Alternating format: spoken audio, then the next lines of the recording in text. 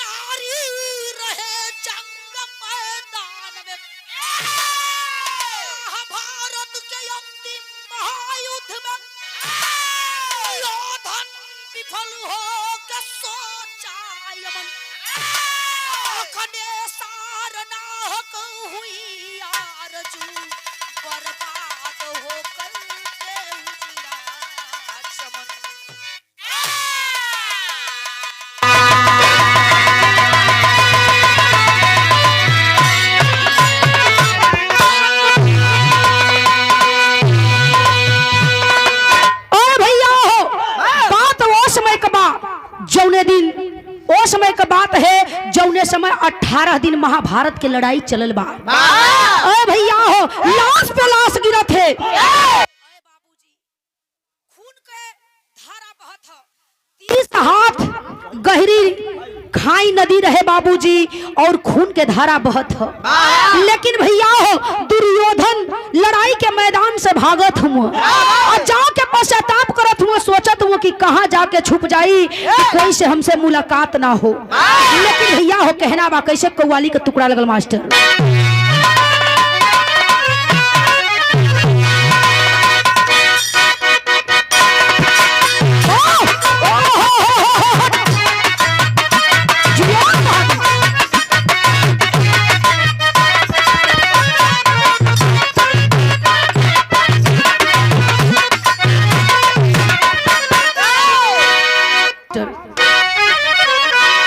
कहना बा गौर करेंगे।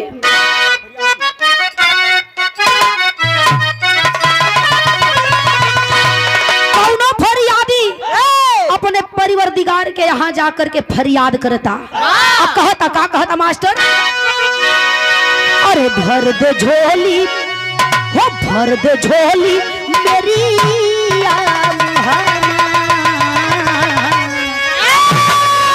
भर दे झोली मेरी मुहामा, तेरे घर से न जाऊंगा खाली।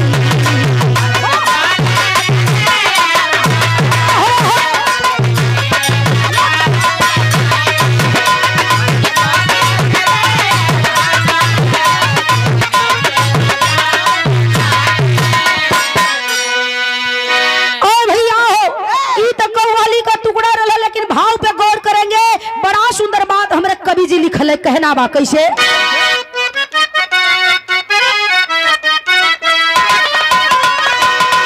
अब तो बाहरी हो, अब तो बाहरी हमारी है हमदर्दी,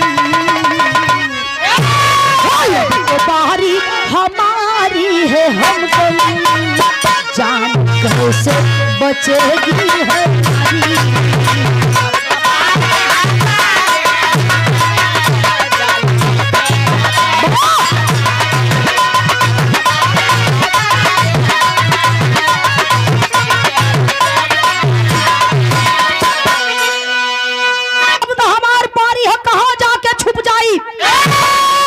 लेकिन भैया हो, सोचत हुआ मने मने विचार करत हुआ कि हमार कुल भाई मार गईले, अब हमके बचल जरूरी है। लेकिन भैया शेर के टुकड़ा में कहना है कैसे,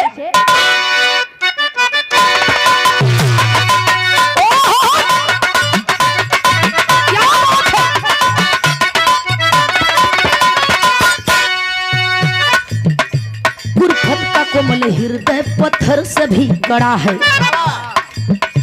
गुरफत का कोमल हृदय पत्थर से भी बड़ा है, सरिता बहे लहू का देख मोम सा पड़ा है। है ना बा,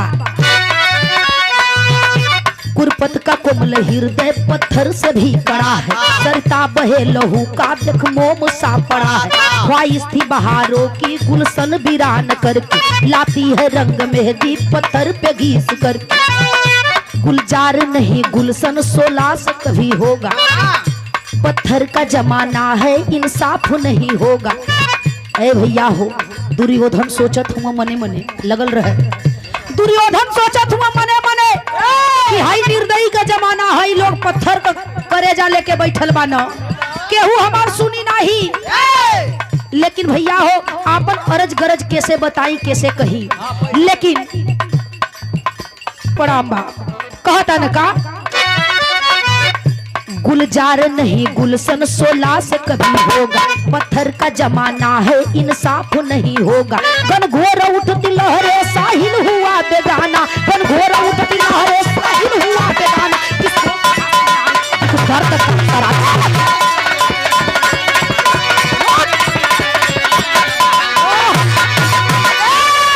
ए भैया हो, सोचत हुआ मने मने कि अपने दिल का विरह वेदना कैसे जाके कही। दुर्योधन सोचत हूँ कि क्या करे पास जाई कि हमार बचे का रास्ता निकल जाए।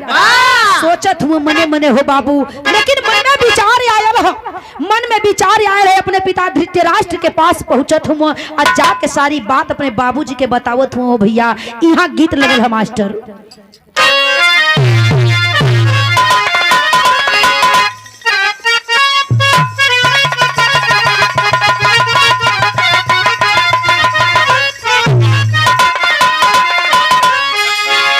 हाई देखो कौनो दुल्ही के दिल का विरह वेदना अपने राजा जी से कहतिया, ओकरे मन में बड़ा दिन से ठीस बा और सोचतिया कि कैसे कही मर्द आवता, लेकिन कहतिया सोचत संकोचतिया, लेकिन कहतिया का कहतिया हो।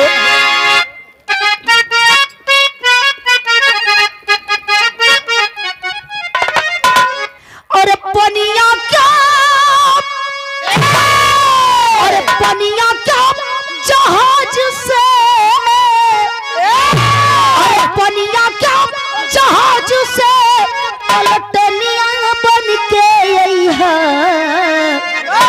एगो ले अइहा हो, एगो ले अइहा हो, राजा से बंदान से।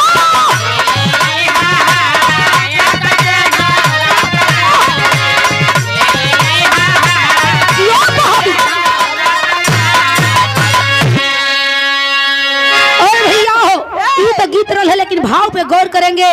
बेटवा का बात सुन के बाबूजी का करेजा फटत है। भाई का मास्टर, अरे बेटवा, अरे बेटवा का बात सुन के अरे फाटे लाही रवा है, देखा रोवे लगले हो, देखा रोवे लगले हो, बाप बेटा मन मार के।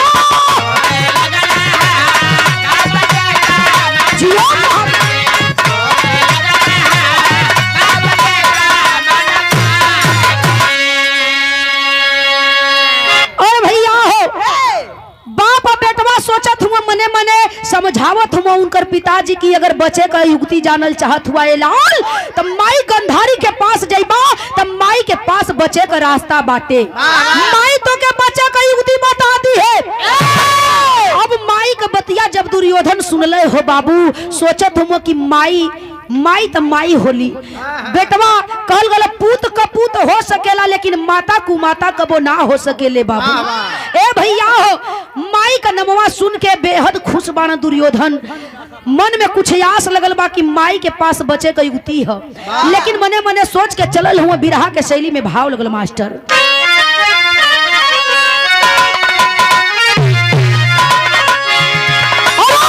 रणधीर रण में मात खा गया, रणधीर रण में मात खा गया, तो खौला खून खली का ख्वाहिश हुई।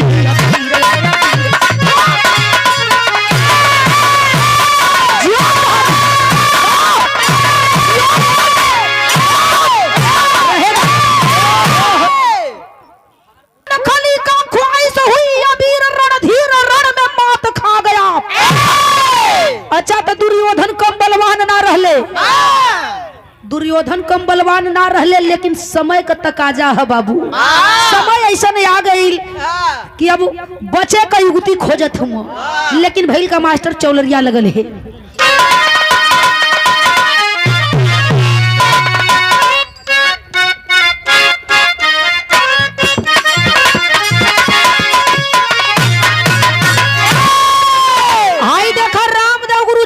जवानी के आलम में जमा के गाँव कैसे गाँव ना या गाय के चल गई तो गावा गा के जा कैसे गावत रहले।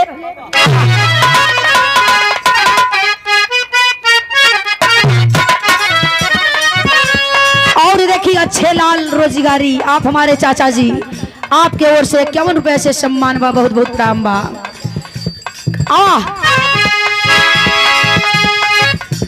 रामदेव गुरु जी बोला कैसे हो। अरे साजल राम राम हो राम,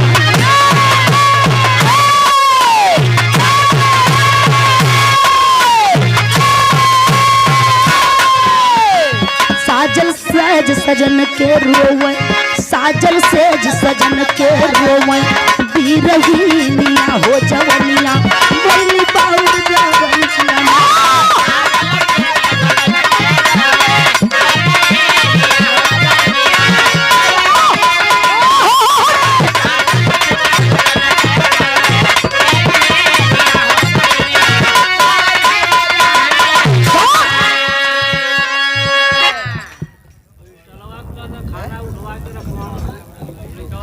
अच्छा दाना उठवा के अंदर रखवा दे लोगन, भैया खाए वाला लोग खा ले हुआ। होटल बंद हो कहाँ हेरा रहा चाचा तू हो।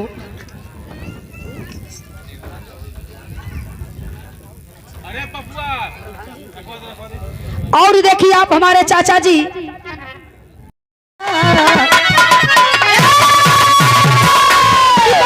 माई कहो थई बेटा नंगा हो के यही बात पूरा अंग बजर तू पैबा, सबके सीधे स्वर्ग पैबा।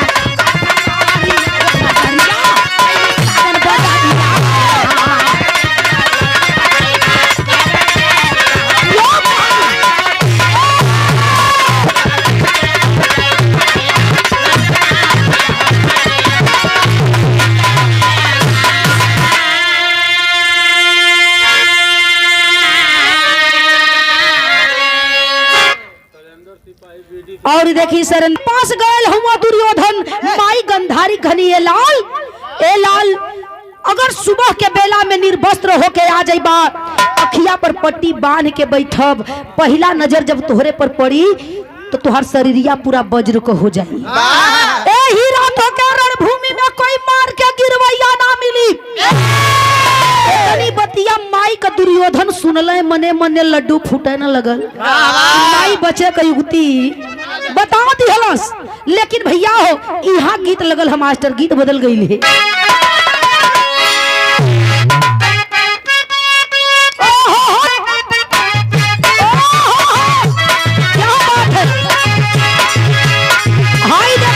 दुलही के दिल को भी रहबे बनाबा, अपने राजा जी से कहतिया, का कहतिया?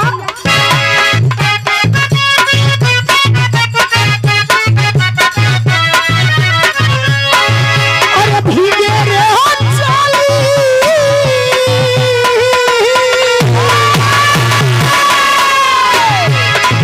अरे भीगे रे चाली, भीगे रे चुनरी, भीगे बदनवा।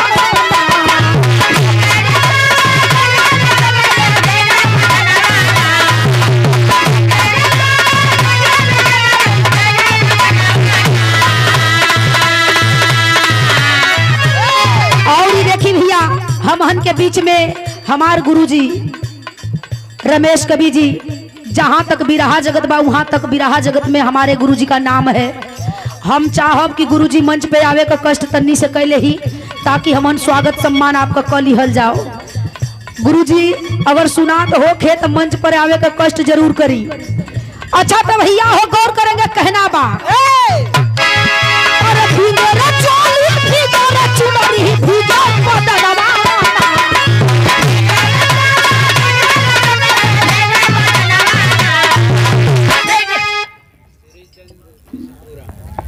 देखी श्रीचंद बिशनपुरा के धरती से। अच्छा तो श्रीचंद भैया के ओर से 21 रुपए से सम्मान बा। बहुत बहुत प्रणाम भाई कुछ संगे तो पढ़ल लिखल साथी हो हमरे। आप हमारे बड़े भैया संगे पढ़ले लिखले है जा, लेकिन छुप छुप के बहुत बहुत प्रणाम हो भैया। लेकिन भैया हो ये भाव पे खुश होकर के 21 रुपए से सम्मान हुआ। लेकिन भैया कहना बा कहत या कैसे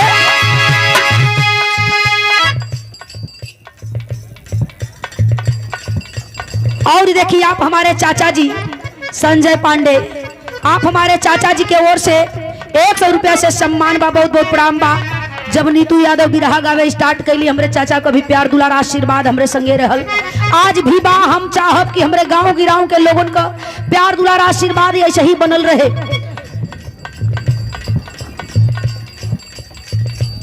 भैया हो गौर करेंगे गीत के कहे के बा कैसे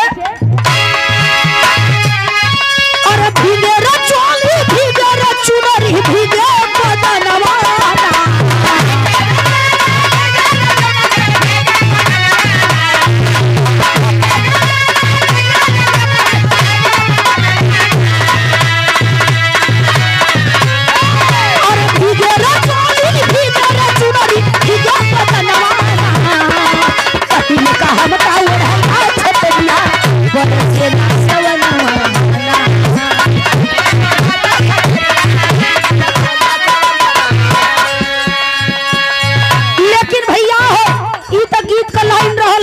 भाव पर गौर करी हा सुन के बात दुर्योधन चलल हुआ भइल कहा मास्टर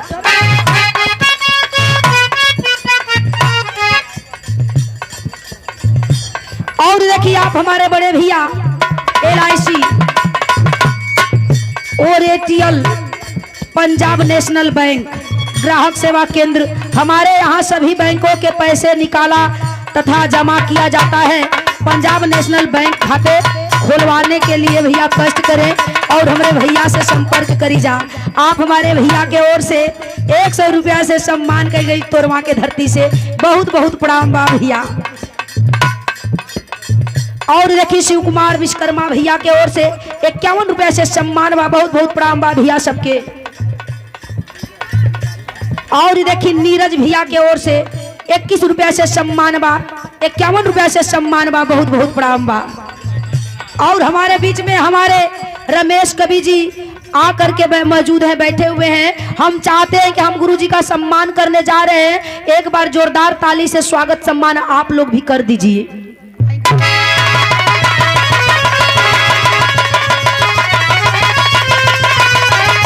एक बार जोरदार ताली बजा।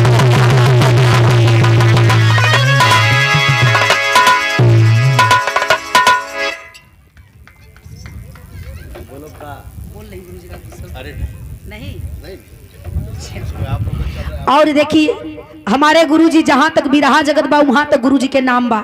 आप नाम के मोहताज नहीं खी। आपे लोगों का आशीर्वाद बा कि नीतू यादव यहाँ तक वही लौकत है। लेकिन गौर करेंगे बाबूजी भाव पे कहना बा कैसे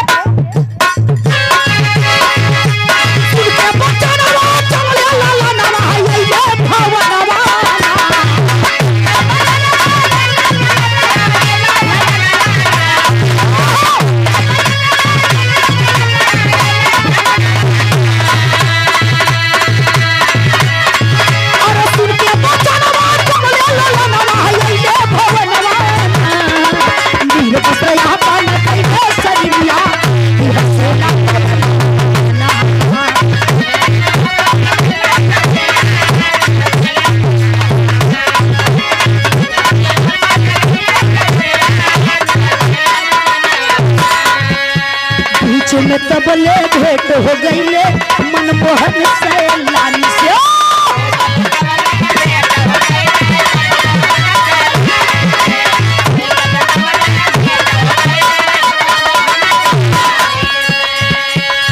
और नंगा जाना नहीं मुनासिब पूछला कौनो लाली से।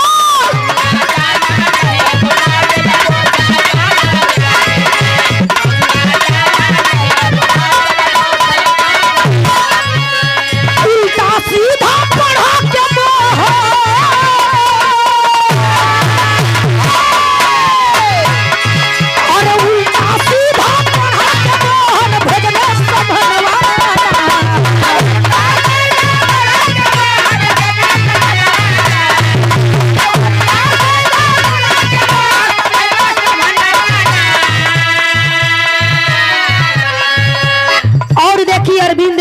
इंस्पेक्टर 95 बटालियन बनारस के धरती से 200 रुपया से सम्मान बा। ये भाव पे बहुत बहुत प्रणाम बा। कहना बा सीधा सीधा पढ़ा के मोहन भजन सब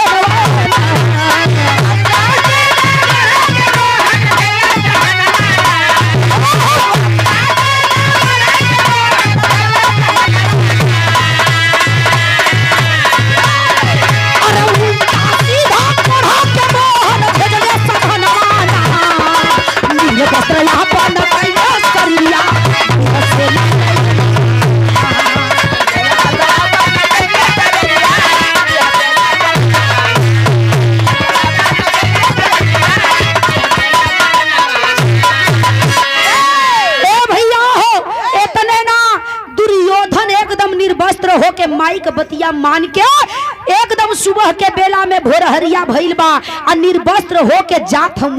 लेकिन कृष्ण भगवान मने मने सोचे लगल कि अरे मर्दवा ई त अगर पहुंच जात हम माई गंधारी के अगवा, अगर माई के लगे पहुंच जाई, अगर माई का नजरिया एकरे पर पड़ जाई तो अगर पूरा शरीरिया वज्र को हो जाई।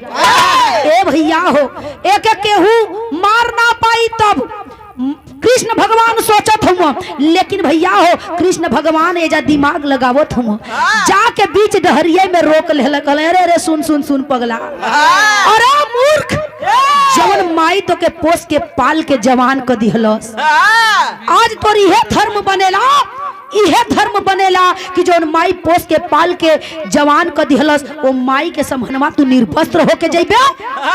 अच्छा तो दुर्योधन मन मार के लगल सोचे, सोचत हुआ मने मने अरे तो कृष्ण सही कहत हम, इतना बतिया सोचत हुआ मने मने कृष्ण भगवान सही कहत हुआ, हमके माई के समहनवा ऐसे ना जाए के चाहिए। कहले अरे जब जाते हुआ माई के समहनवा तो कम से कम पूरा शरीरिया निर्वस्त्र रह, लेकिन कम से कम माई के समहनवा कछनिया तक काच के जा। और देखी जोगिंदर बिंद मछरमारा के धरती से 21 रुपया से सम्मान बा।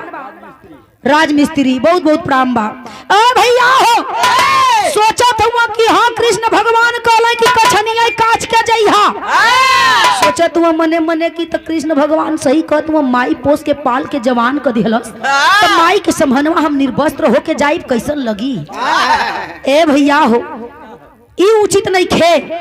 सोच के वही दुर्योधन वापस लौट जात हुआ। और जब घरवा जाना हो बाबू अबेर हो जाला, सोचल कि आज ना छोड़ के अब काल जाई माई के घर।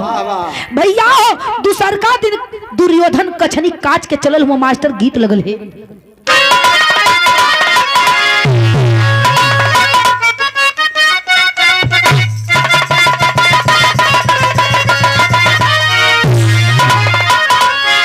पन्नी से बढ़ ली है मास्टर।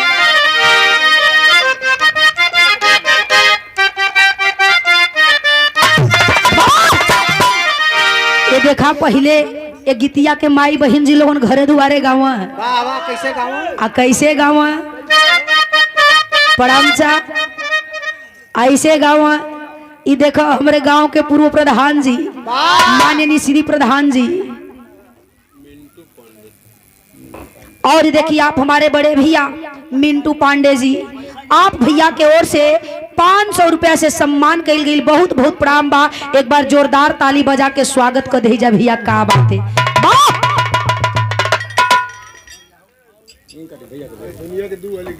दू हाली गई। और देखिए आप हमारे श्री चाचा जी के ओर से 100 रुपया से सम्मान बा। बहुत बहुत प्रणाम बा।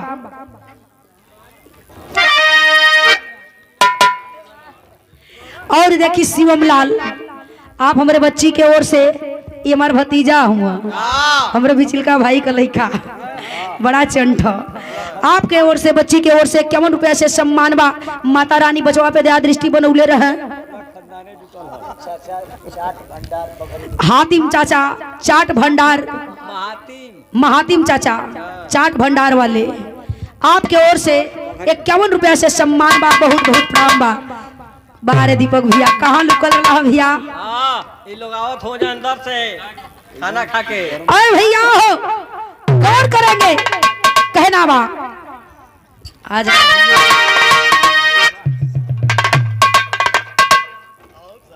और देखिए आप हमारे बड़े भैया दीपक भैया मेढ़ान के धरती से आप हमारे भैया के ओर से 200 रुपया से सम्मान बा। हमारे भैया के बहुत बहुत प्रणाम बा। शुरुआती दौर में हमारे भैया का भी पूरा सहयोग रहे हमरे संगे, और आज भी प्यार दुलार आशीर्वाद बनल रहेला। हम चाहब कि ऐसे ही सदैव बनल रहे। लेकिन भैया हो गौर करेंगे, कहना बा कैसे माता बहन गावा।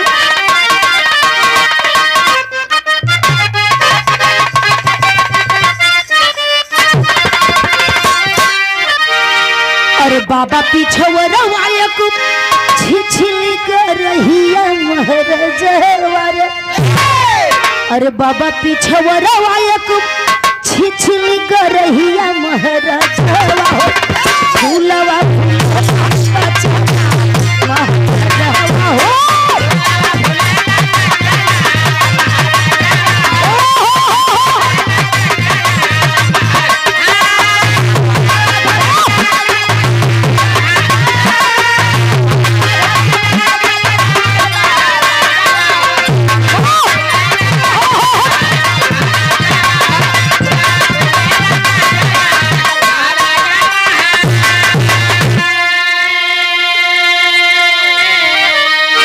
और देखिए आप हमारे पापा नंदलाल यादव जी राम रूपदासपुर के धरती से एक गांव का यान मान शान रहले। एक समय पापा भी रहा गावत रहले तो सब हाथे पर लेके ढोत रहे। और वैसे ही आज बिटिया के भी प्यार दुलार आशीर्वाद मिलेला पापा के ओर से।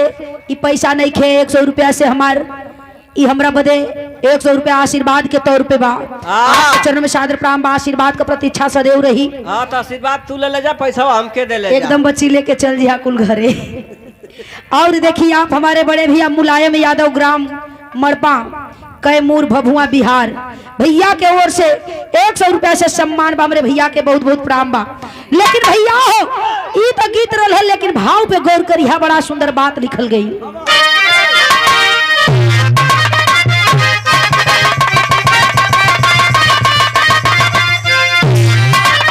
अरे मन के बचनिया चल कछल कछनिया महाराजावा हो। महाराजावा हो। महाराजावा हो।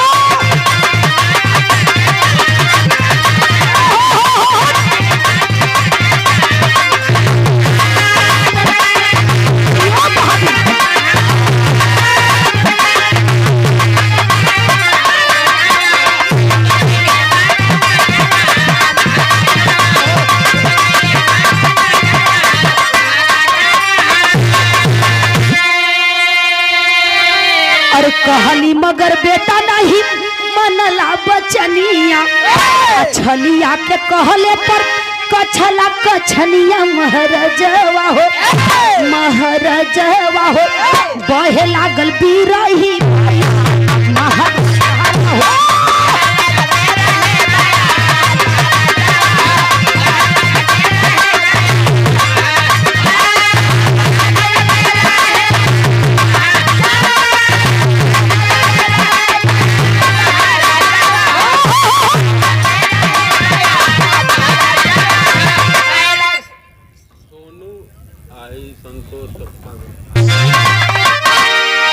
बाबा पिछवरा वाये को और छिछली करहिया महाराजवा हो।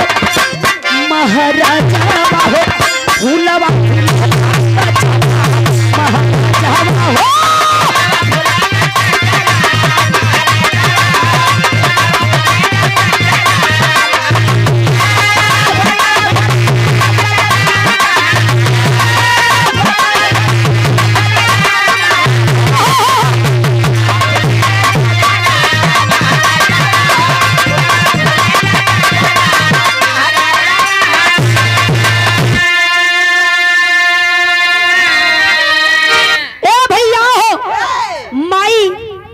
अरे हीरा छलिया का बात मान के, छलिया का बात मान के तू कछनी काच के अइला ह।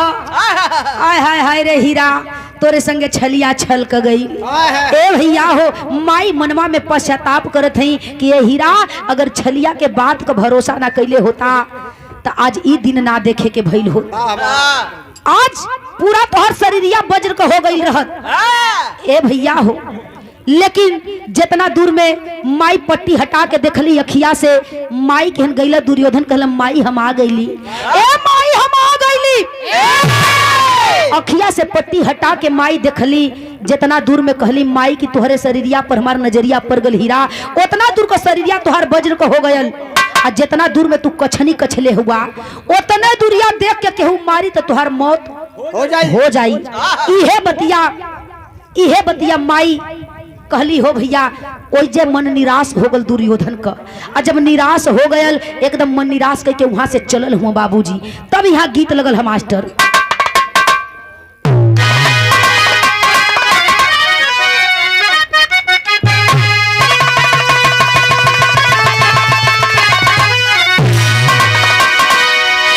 देखा एहू के रामदेव गुरु जी गाँव। अच्छा तो कुल पहले का गीत है, आजकल का गीत आवत है और रोज चल जाते हैं। आजकल का गीत रोज नया होते हैं, रोज पुरान होते हैं। लेकिन पुरान गीत जितने रगड़ के गईब उतने लहर मिली, कब पुरान ना होई। ए रवीना जी एक रामदेव गुरु जी गाँव, बड़ा करेजा लगा के गाँव। कैसे हो आवा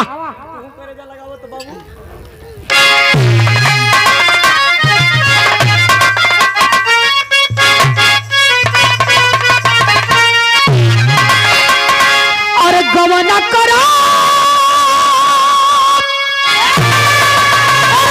घर बैठवले, और गवना करा पिया घर बैठवले। अरे अपन कुलरिया मिला गल रे, निर्मोही दगा देख पागल रे, निर्मोही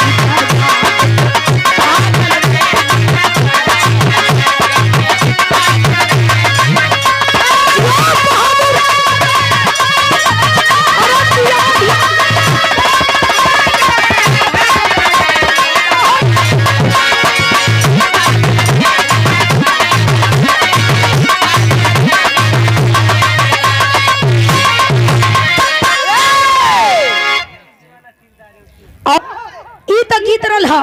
लेकिन भाव पे गौर करिया, बड़ा सुंदर बात हमरे कवि जी लिखल है। कहना बा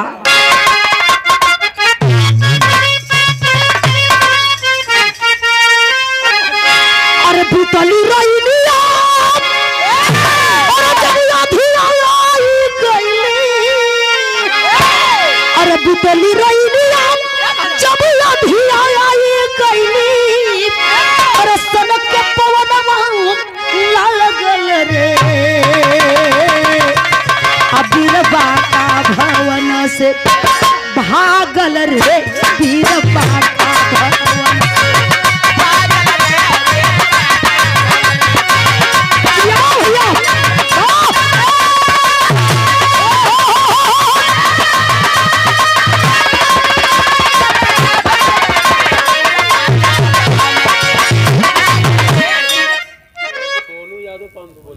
और देखिए आप हमारे बड़े चाचा सोनू यादव आसना बुझाई,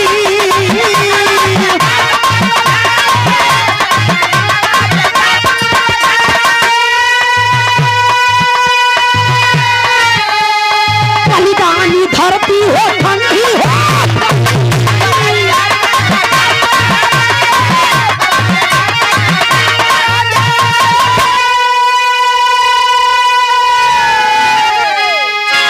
और देखिए आप हमारे बड़े भैया, आप हमारे साला साहब भी हैं। आप ए भैया हो, एक बात कहली, का कहले बाबू?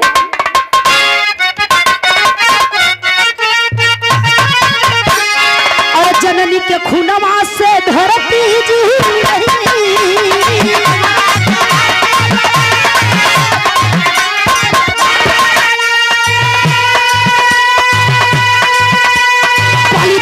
धरती हो ठंडी हो,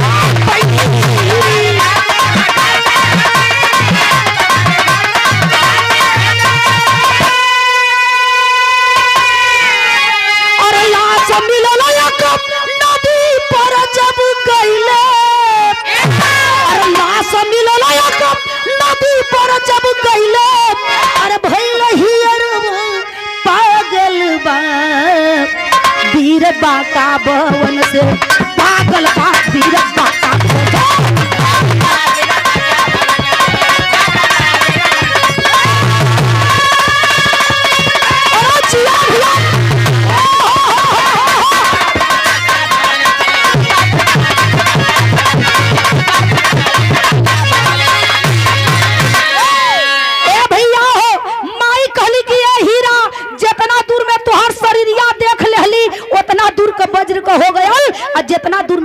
धनिया काछ लेला ए हीरा, उतना दूर तो के कोई देख के वार करी तो तुहार मौत हो सकेला।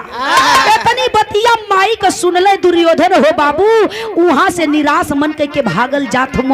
रास्तवा में एगो नदी मिलेला, वही नदी के किनारे एगो लकड़ी लगल है हो भैया, वही लकड़िया पर बैठ के सोचत हूँ कितना जल्दी ओ पार उतर जाई। ए भैया हो, उ नदी के किनारे जौन लगल रहे लकड़िया वही पर बैठ जाला। अब बैठा न जब बीच दरिया में गइल तो भइल का मास्टर विदेशिया में और देखी हरिहर बड़काबू के ओर से 100 रुपया दे के सम्मान कल गई। बहुत बहुत प्रणाम बा। और हमारे भूषण भैया 51 रुपया से सम्मान कैले, मेरे भैया के भी बहुत बहुत प्रणाम बा। लेकिन भैया हो अरे बाबूजी भागल भागल जात हम आ नदी के किनारे वही लकड़िया पर बैठे आ बैठ के बाबूजी आ वो पार उतरत हम। आकाश मात जोरिया चमकल है, बीच दरिया में जब पहुंचल हो भैया, आकाश मात जोरिया जब चमकल तो देखत हूँ कि हम जब पर बैठल हई उ लकड़ी ना एगो लाश है। ए भैया हो, लसिया के देख के मने मने सोचत हूँ दुर्योधन कि न जाने केकर लाश आज हमके आखिरी समय में सहारा हमार बन गई। इहे सोचत हुआ मने मने हो भैया, अब मन में बेचैनी बाकी कितना जल्दी ओ पार जाके उतरे और उतर के हम देखी कि लसिया हो के कर। लेकिन भैया हो ओ पार उतर गई दुर्योधन, और उतरला के बाद पलट के लसिया देखले हो बाबू, वो कोई और का लाश ना रहे हो भैया, उनकर बेटवा लक्ष्मण कुमार का लाश रहे। ए भैया हो, ओ लसिया के उठा के अपने छतिया से लगा के दुर्योधन एगो बात कहले। का कहले बाबू?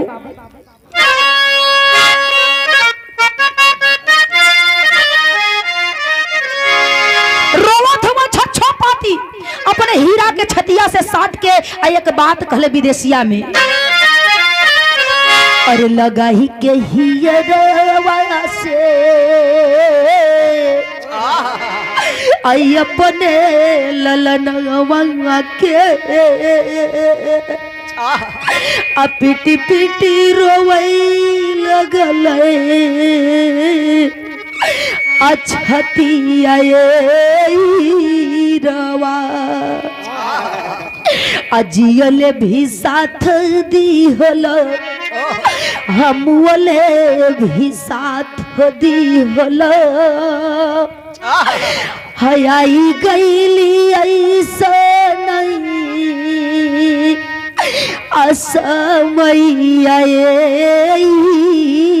रवा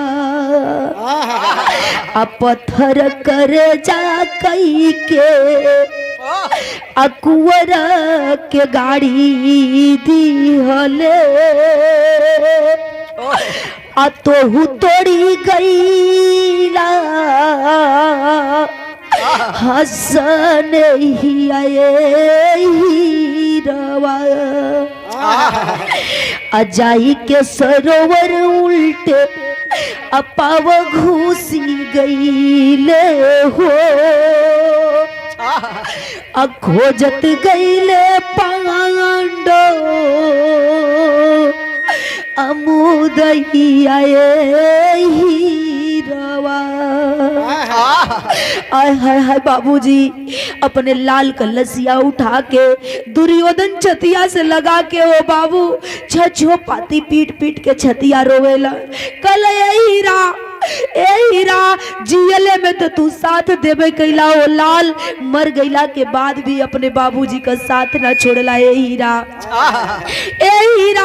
आज समय ऐसा आ गई। ए हीरा आज ऐसा समय आ गई कि आज एक बित्ता कफन देवे के तोहर बाबू जोग नहीं खे। ए भैया छछो पाती रोवत हो कल हीरा समय बड़ा बिगड़ गई। आज अपने लाल के लेके झंकत हुआ बाबू वही नदी के किनारे एगो गड्ढा खन के अपने हीरा का लसिया दफना देवेला। आ दफना के ओ बाबू दुर्योधन जलथम्बी मंत्र जानत रहले, वही सरोवर के किनारे जाके जो उल्टे पाँव छलांग लगौले माई सरस्वती के स्थान पर पहुंच गईले हो बाबू।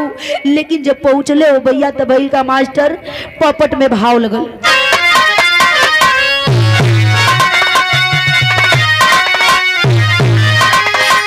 और भीम गर्जे पनिया कायर भागल बा भीम गर्ज गदा ले तूफानिया कायर भागल बा आ गीदड़ बन के तूफानिया कायर भागल बा।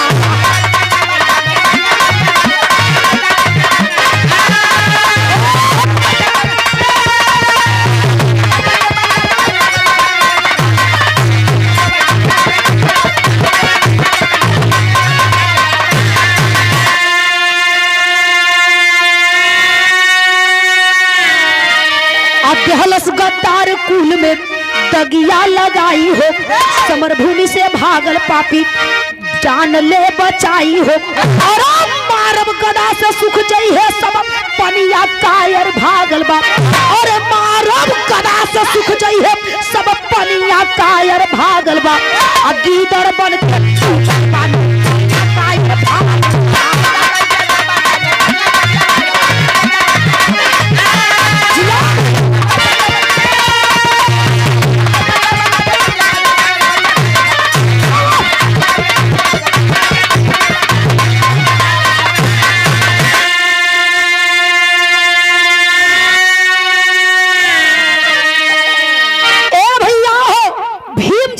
गदा जाके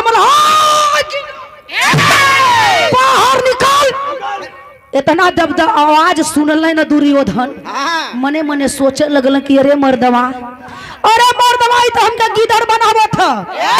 अब दुर्योधन भी कम बलवान ना रहले, दुर्योधन भी बलवान रहले बाबूजी, बड़ी सानी रहले, वीर पुरुष रहले, लेकिन भैया हो जब कहल गीदड़ बाहर निकाल इतनी बतिया सुन के एकदम शरीरिया में उनके आग न लग गई हो बाबू।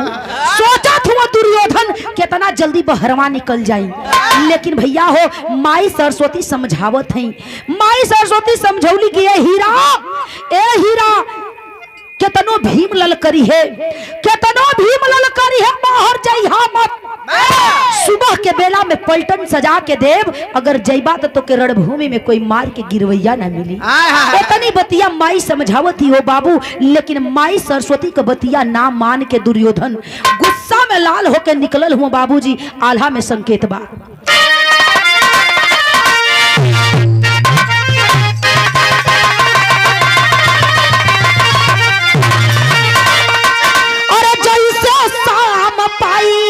बाबू